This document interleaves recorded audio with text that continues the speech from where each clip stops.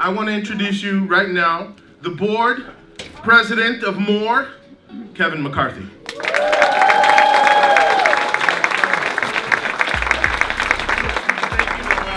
Thank you everybody that showed up today.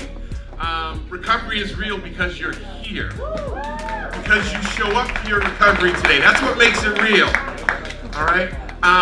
I don't have a lot of words. I'm going to say on behalf of the board of directors, on behalf of the organization, we thank you for your role in making Recovery Day possible. Because we recover together. There we go. So I'm just going to be short, and I'm going to say thank you for being here, and I'm going to thank Mary Ann, and I am introducing Father Joe, right? Father Joe, can you come up and give credit where credit is due? Because I don't know about you, but my recovery comes from up above. Father Joe.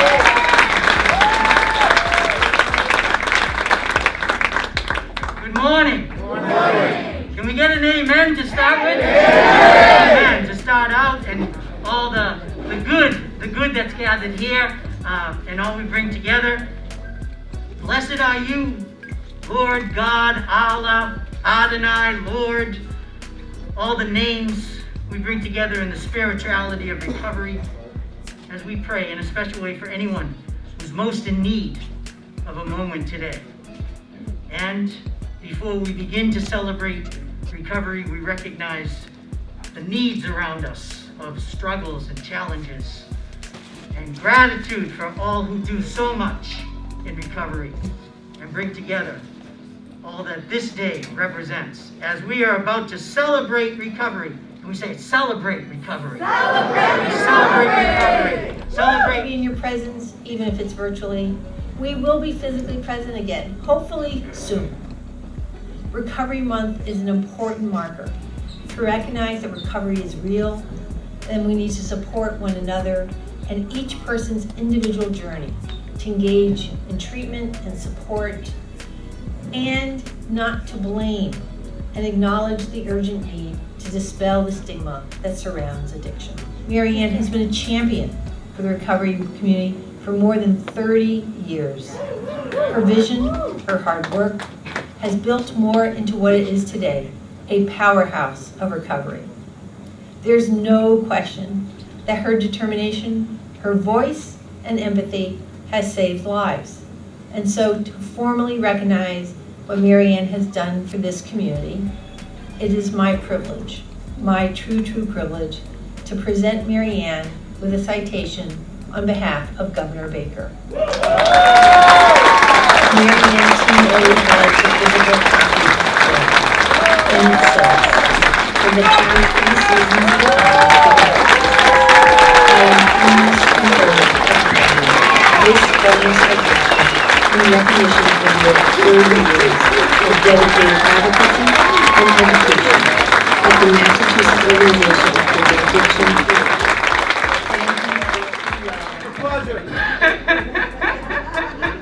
Very good. Well, I am like overwhelmed. I mean, I heard there was a change in schedule, but this is like really more wonderful. I couldn't get this. It's really a we that is getting this. We have a wonderful staff, and if I miss out on everybody's name, so I am going to just say wonderful staff. You can all stand up. Stand up. Thank you. Thank you. And the board. Thank you. Yes. So, Mary Ann, we would like to present you with a proclamation Oh, from the governor. from the governor. Yay! And then Tim's are over there. Hi. Taylor, Tim. So we want to present this to you. It's a proclamation from the governor naming this month as Recovery Month. But this is to you. You have been a force and a guiding light for all of us in recovery for 30 years.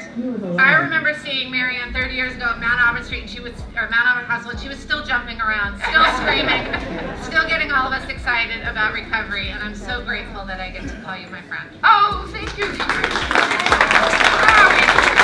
Thank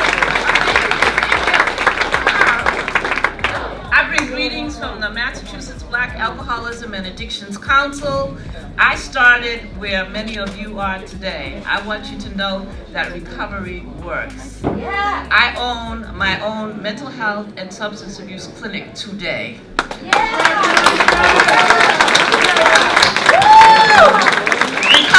what? That's right. So I'm here to just encourage you and to let you know that MOAR is here for you.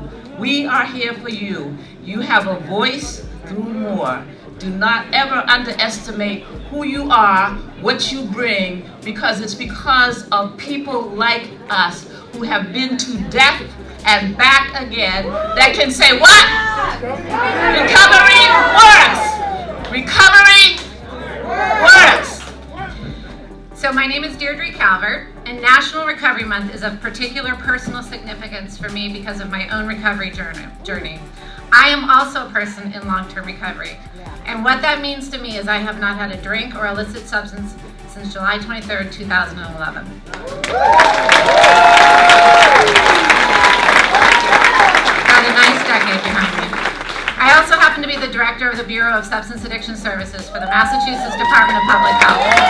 One of the best jobs I've ever had. I've been emotional all morning.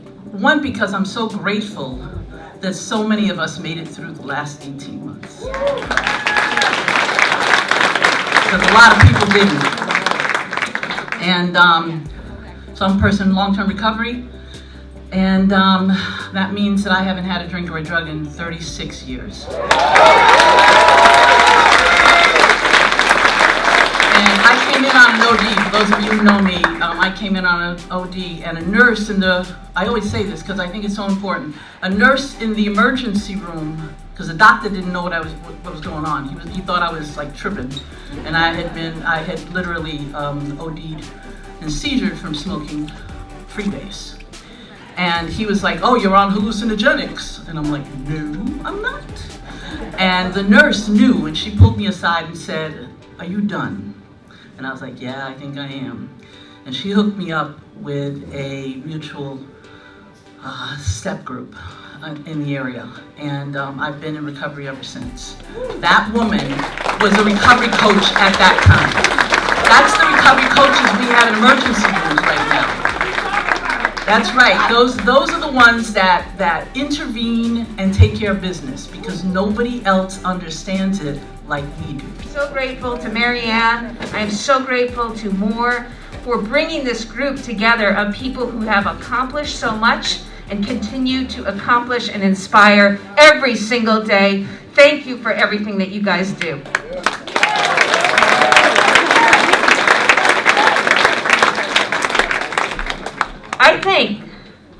I think that what you all do has to be the hardest thing that anyone can do. Don't talk to me about hitting 100-mile-an-hour fastballs. Don't talk to me about touchdowns. Talk to me about what it takes to get to where you are. Not only to get to where you are, but to stay in it every single day. And to stay in it when so much is stacked against you. Because we don't have the systems in place in this country to address issues of substance use disorder and behavioral health. You have been up against it for way too long, and that needs to change.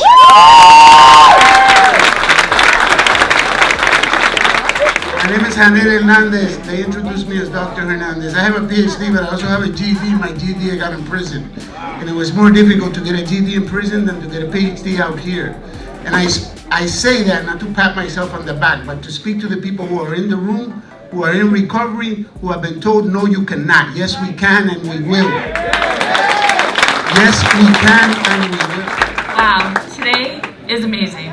And so I personally hate public speaking, so this is a little bit of a help. But I really want to thank all of you for your stories, your energy, allowing me to be here. When Rosa asked me to come to speak, I really got palpitations, but I couldn't turn down this opportunity. So I'm here representing my colleagues from Faster Pass Project Assert at Boston Medical Center. They're the people that help us in the ED care for patients with substance use disorder, care for patients in recovery. I cannot say enough good things about them. Ludi Young took me under her wings when I was... Ludi and Dawn. So she took care of me when I was a baby doctor, when I really knew nothing, and she taught me about addiction, about recovery, about the strength and the energy, and she really has helped me become a better doctor. And yes, Ludi, Dawn, Rosa, Joanna, John, I can go on and on. They're my heroes, my colleagues. They really do make the world a better place. They all wanted to be here today, but they're busy saving lives, so you get me. And if I could lift up a mirror, I'm saying this to myself as much as I'm saying it to everybody else that's here. You know, the frame you have is recovery's for everyone. Every person, every family, every community. But I have to tell you, we still have much work to do to break down the stigma that exists in our neighborhoods, the stigma that exists in some of our cities and towns, the stigma that exists for people to get the services they need, for people to get the help they need, and for people to stop pointing to other people to figure out solutions for things that impact all of our communities. In the city of Boston, we're going to continue to fight that stigma. We're going to continue to push. We don't always get it right, there's no question, but we're going to continue to press that everyone needs the support that they deserve. Everyone needs access to the care to help make them healthy, and the city of Boston is going to continue to press that, whether it's popular or not, whether it's raised and celebrated in the globe or not. We're going to keep doing that work, and we're going to keep making sure people have access to that care. So please hold the city accountable. We're going through some transitions, if you haven't noticed. Hold the city accountable, and I promise and commit to you, as long as I'm in this seat, we will continue to do exactly that. Thank you for having me here with you. Because I'm here, I'm from Austin High in Boston, one of the 5 recovery high schools across the state. We've opened our doors for 15 years for a young person who's been impacted negatively by drugs and alcohol and who's looking for a positive, peer-supported environment. And we hope to be around a lot longer supporting young people. Really appreciative of the staff and the students at all the recovery high schools. And really, lucky, the best person here from is a student. So I'm really thankful to have Sam here with us today who wants to share a little bit of his story. So, My name's Sam, I'm an addict. It's great to be here tonight. 7 months ago, I never would have thought this possible. I started using at 12. I started with liquor, and then it just progressed and got worse and worse. By 14, I was addicted to Ritalin and Adderall, and then by 16, it was Coke and Xanax and a couple other things.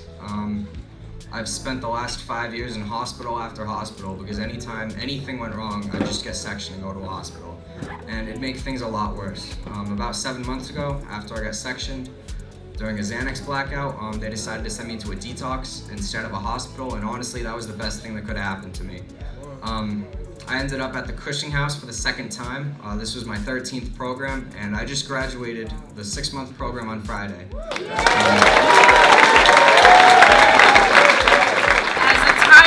Leader of the Massachusetts Organization for Addiction Recovery for over 20 years, Marianne has led the work in the Commonwealth to ensure those in early recovery have the support they need and a voice on the Hill. Marianne and MOAR have created a strong network of peers helping peers in early recovery find community and stability.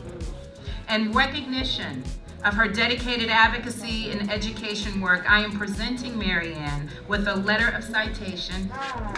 On behalf of the City of Boston, I want to wish her congratulations and best wishes for continued success in the years to come. Give it up, you can do better than that.